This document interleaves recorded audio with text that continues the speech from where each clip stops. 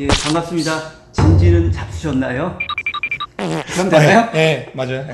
진진 잡스였습니까? 스타트업 잡스의 잡스예요. 고맙게도 우리 비즈니스 모델, 그리고 이제 사업 계획서, 그리고 IR 이 분야에 있어서 전문가 분인 이제 우리 한영벽 교수님이 출연해 주신다고 하셔서 예, 강의를 조금 간단하게 진행을 해드리고자 해요. 대표님께서 먼저 대표님이 아니에요. 교수님께서 먼저 일단 간략하게 소개 한번 부탁드릴게요. 예, 반갑습니다. 한영복이라고 합니다. 저는 오늘 스타트업에게서 가장 중요한 게 뭐냐라고 한다라고 하면 비즈니스 모델이라고 생각합니다. 비즈니스 모델은 스타트업에게서 거의 전부 다라고 말할 정도로 어떻게 우리의 가설과 검증과 그리고 인터뷰를 통해서 새롭게 재개선할 수 있는 교육이 필요한지 혹은 러닝이 필요한지 관련된 것들을 여러분들한테 오늘 좀 말씀을 드릴 거예요. 실제로 심사를 해보거나 아니면 관련된 것들을 일을 해보면요, 잘 정리가 안 돼 있는 게 너무 많아요. 그러다 보니까 픽업한다라고 보통 표현하거든요. 저희들은요, 별로 고를 게 없어요.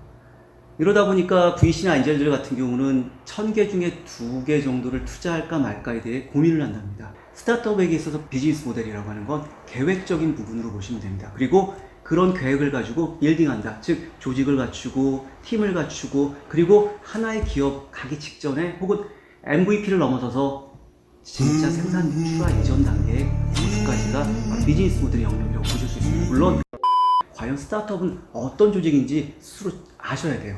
에릭 릴스의 스승인 스티브 블랭크의 얘기를 저는 되게 좋아해요. 스타트업은 반복적이고 확장 가능한 비즈니스 모델을 찾아내기 위해 만들어진 조직을 의미한다는 뜻이요.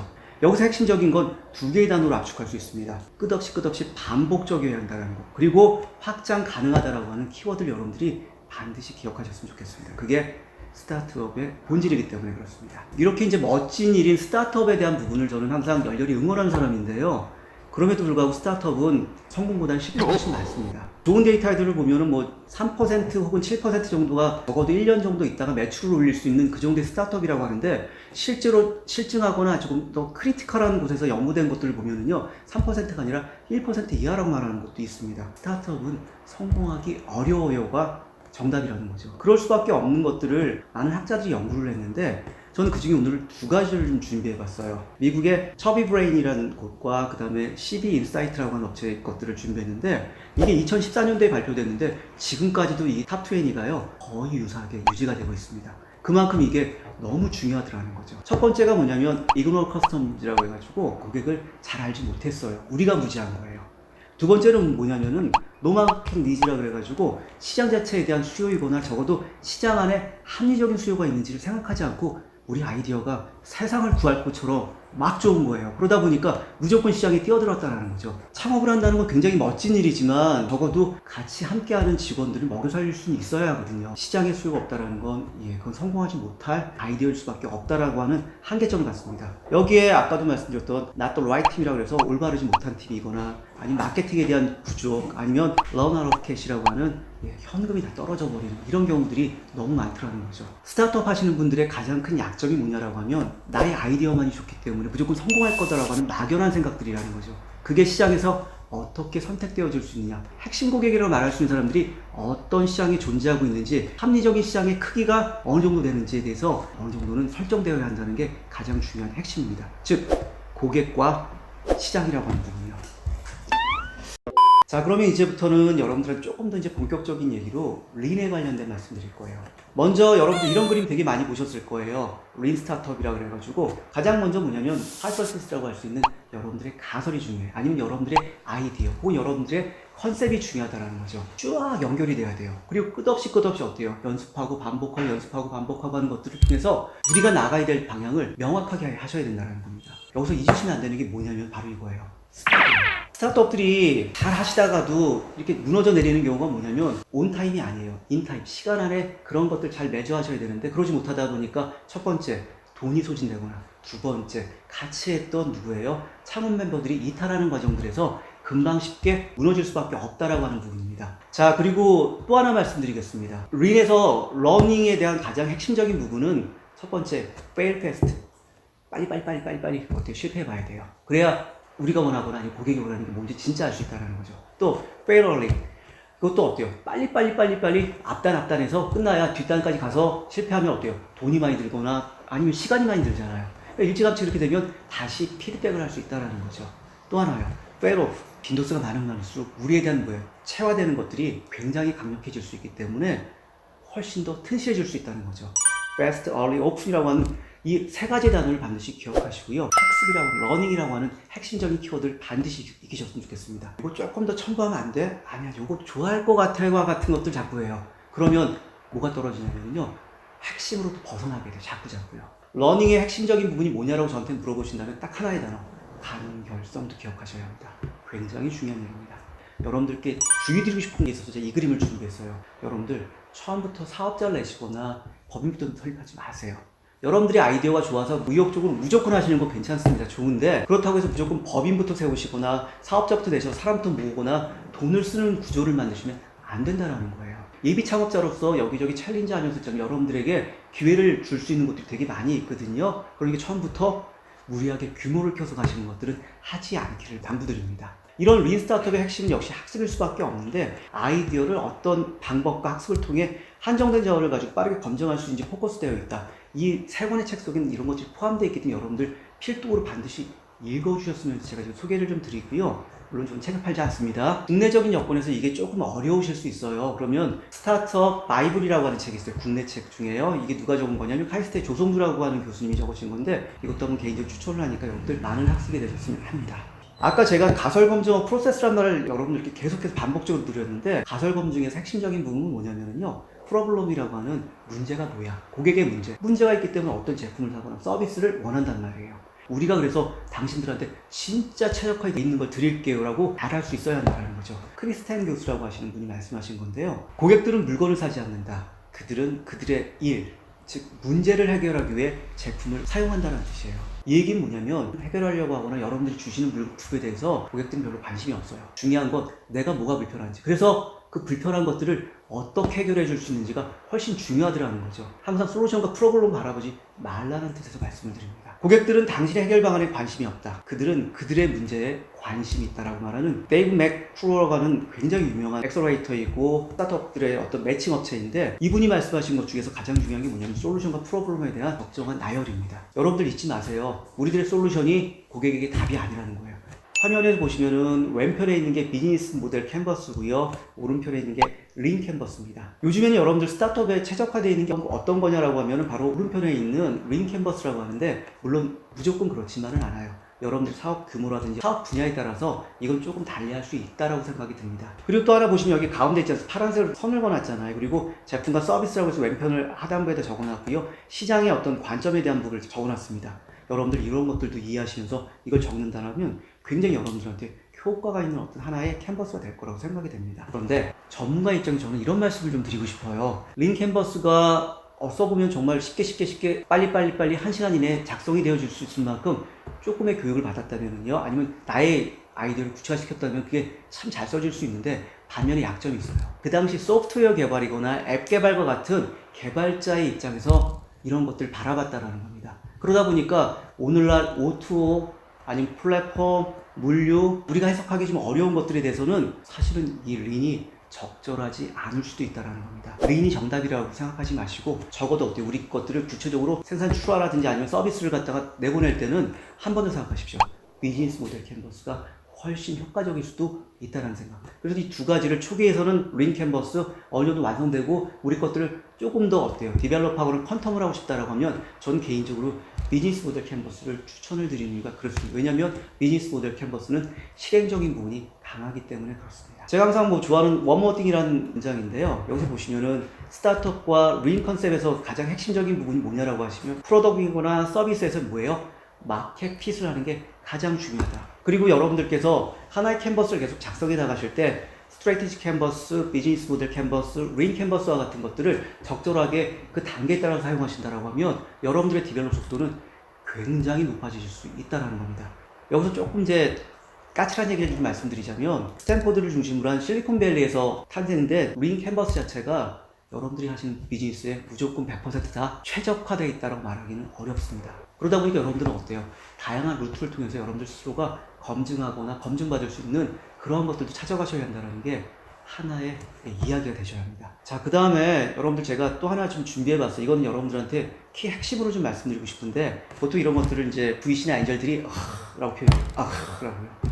AA, RRR 이걸 얘기하는 건데요. 보시면은 아마 여러분들이 창업 공모전이거나 아니면 관련된 뭐 인큐베이팅 센터라든지 이런데 적어도 한 번 정도 챌린지를 해보신 분들은 이러한 것들에 대한 얘기를 한번 들어보셨을 거예요. 사용자가 어떻게 서비스 접할 수 있죠? 당신의 수익 구조가 맞아요, 그게? 이게 바로 AA, RRR로 출발이 되기 때문에 그렇습니다. 이건 굉장히 실증적인 얘기이고, 비즈니스 모델을 짠다라고 하는 것, 혹은 비즈니스 모델을 만들었다라고 하는 건 바로 이와 같은 질문들에 대해서 여러분들이 대답을 준비하셨으면 하는 생각 때문에 말씀을 드렸던 사항들입니다. 자, 오늘 제가 준비한 비즈니스 모델에 관련된 내용들은 개괄적으로 이렇게 말씀을 정리하도록 하겠고요. 다시 잡스와 함께 말씀 나누도록 하겠습니다. 결국에는 이제 강조하신 부분은 이제 문제, 고객을 정의하는 거에서부터 소비자에게까지 그게 전달이 되는 그 부분에 대해서 계속적인 학습, 그리고 검증, 이거의 반복이 비즈니스 모델이라고 좀 얘기를 해주셨던 것 같은데 제가 이해한 게 맞나요? 맞고요. 예, 예. 그러다 보니까 스타트업은 굉장히 고단한 일이에요. 예. 반복적으로 무언가를 해야 된다. 그 다음에 무언가를 어떻게 증명해야 되는데 증명한다는 자체가 되게 막연할 수 있거든요. 예. 그렇기 때문에 아마도 창업자들은 굉장히 큰 외로움을 느끼실 수도 있다라는 거예요. 그래서 이게 스타트업이 끝까지 가지 못하는 게 이런 사소한 감정적인 문제들이 동료들 사이, 그 다음 나 개인에게도 향하고 있기 때문에 예. 쉽게 무너질 수 있다는 거죠. 그래서 스타트업은 정말 멋진 일이지만 어려운 일이라고 생각합니다. 그죠. 네. 저희도 사실 이게 제품을 딱 뭐를 만들었어요. 제품이나 서비스를. 그럼 이제 요거를 갖고 얘기를 하면은 편할 것 같다라는 느낌? 네. 근데 이제 이거를 비즈니스 모델, 사업 계획 이런 걸로 써서 제안을 하면은 원체 이게 뜬구름 같아 보이는 게 많아서. 그렇다고 해서 무작정 MVP를 만드는 것도 리스크가 예. 워낙 크기 때문에 예. MVP 단계 이전에 페이퍼 작업을 먼저 해서 많은 사람들과 대화를 하고 사실은 확인을 받거나 아니면 적어도 이런 얘기가 있는데 어떻게 생각하세요? 라고 물어보는 단계가 있으면 좋은데 예. 이게 미국의 경우 같은 경우 이게 좀 그런 문화에 대해서 좀 받아주는 게 있는데 국내에서는 쉽지가 않아요. 그래서 자꾸 그렇죠. 제가 이 린 스타트업이라고 하는 게 너무 멋지고 잘 되어 있는 프로세스이긴 하지만 과연 어디까지가 현실적인지에 대해서 많이 생각하게 됐고요. 실제로 이렇게 다니면서 제대로 된 표본값, 추출값을 가져오지 못했기 때문에 데이터로서의 가치가 없는 것들이 훨씬 많더라는 거죠. 그래서 아까 제가 말씀드렸던 것처럼 실제로는 창업 공모전이라든지 아니면 뭐 초기에 뭐 인큐베이팅 들어갈 때 아니면은 자그마한 것들 많잖아요. 이런데 먼저 페이퍼 작업을 해서 제출하고요. 거기에 있는 전문가들에게 먼저 검증을 받고 챌린지 하면은 어느 정도의 돈을 또 고져받으면서 계속해 나갈 수 있기 때문에 현실적으로 더 좋을 수도 있다라고 생각을 합니다. 이제 비즈니스 모델을 수립을 하고 이거를 이제 이 사업 계획, 비즈니스 모델을 내가 설계를 했다라는 거는 이게 목적이 이제 검증을 받는 거죠. 근데 이제 말씀하신 것처럼 실리콘밸리 같은 경우는 제 비즈니스 모델이 이래요. 인터뷰 좀 해주세요. 하면은 이건 이럴 것 같은데 진중하게 소비자의 입장에서 판단을 해주고 이제 피드백을 주는 문화가 되어 있는데 우리나라에서는 나 이거 검증 좀 해주세요. 선 주잖아요.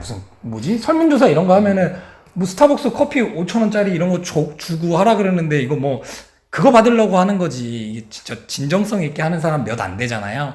그러니까 이 모델은 어렵고 이제 교수님이 얘기해 주신 거는 정부 과제나 어떤 IR, 투자사 이런 인큐베이팅 업체들한테 우리 비즈니스 모델을 갖고 가면은 어쨌거나 피드백이 오잖아요. 그 심사 평가에 있어서. 그럼 이걸 통해서 우리 비즈니스 모델을 계속 발전시키는 거가 좀 좋은 방향성이 될 수 있다. 현실적인 방향이 될 수 있는 거죠. 분명히 좋은 얘기들이 한두 개 담아 들을 게 있어요. 저희도 그 피드백 중에서 이거 미국에 있는데요?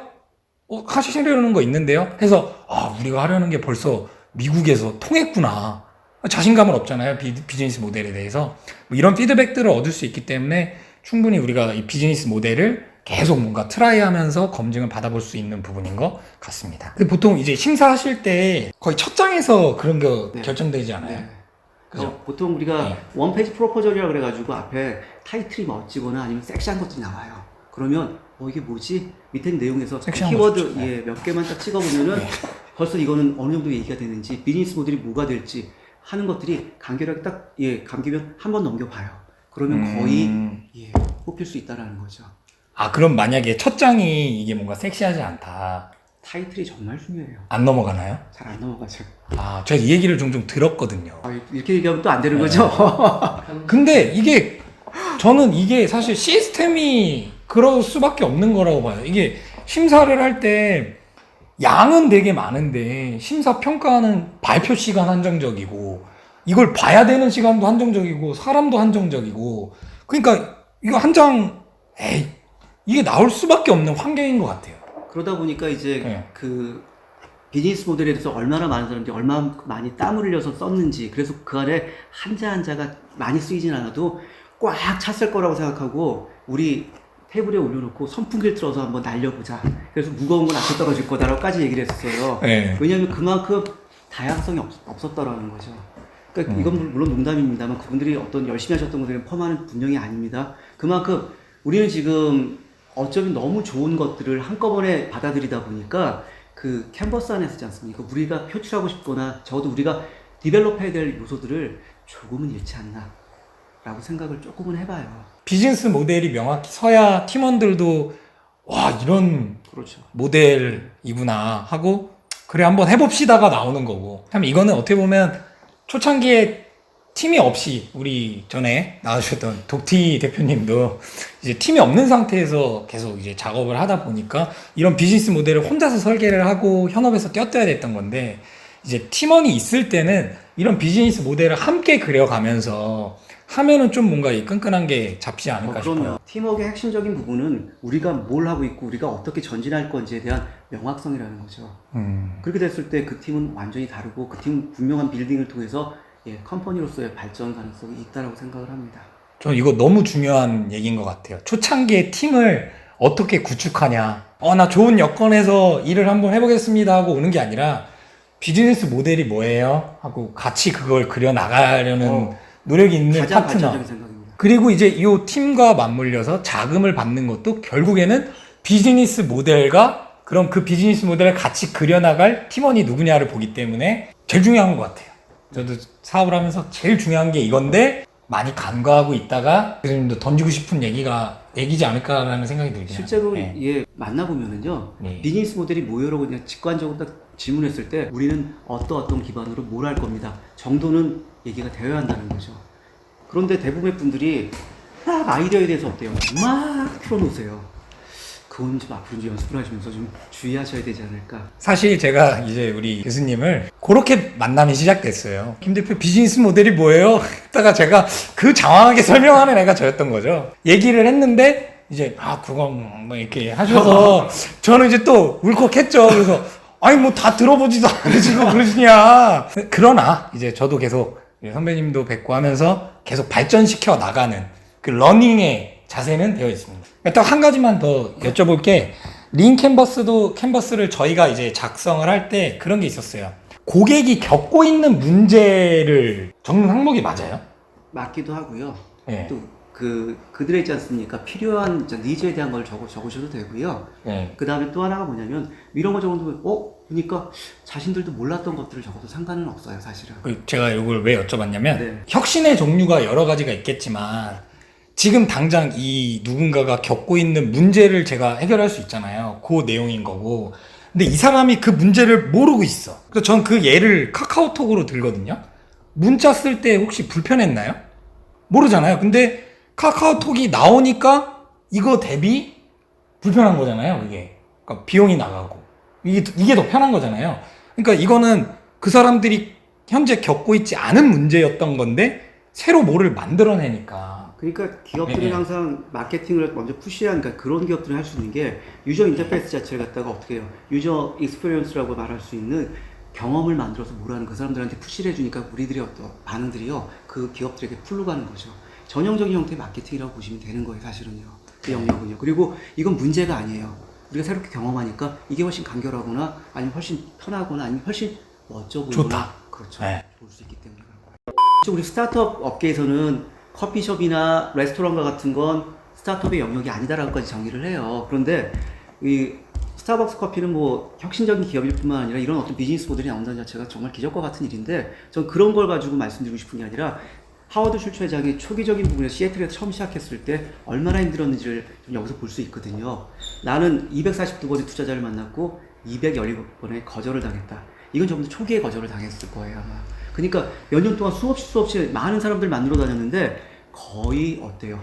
그래요? 좋네요. 알겠으면 놓고 가세요 정도가 됐겠죠. 그렇죠? 이런 것들이 이렇게 많이 나가면서 어때요? 끝없이 챌린지했다, 도전했다라는 게 전 너무 위대해 보이더라는 거죠. 때문에 여러분들께 꼭 말씀을 드리고 싶었어요. 왜냐하면 한 번, 두 번 챌린지는요, 그냥 해보는 거예요.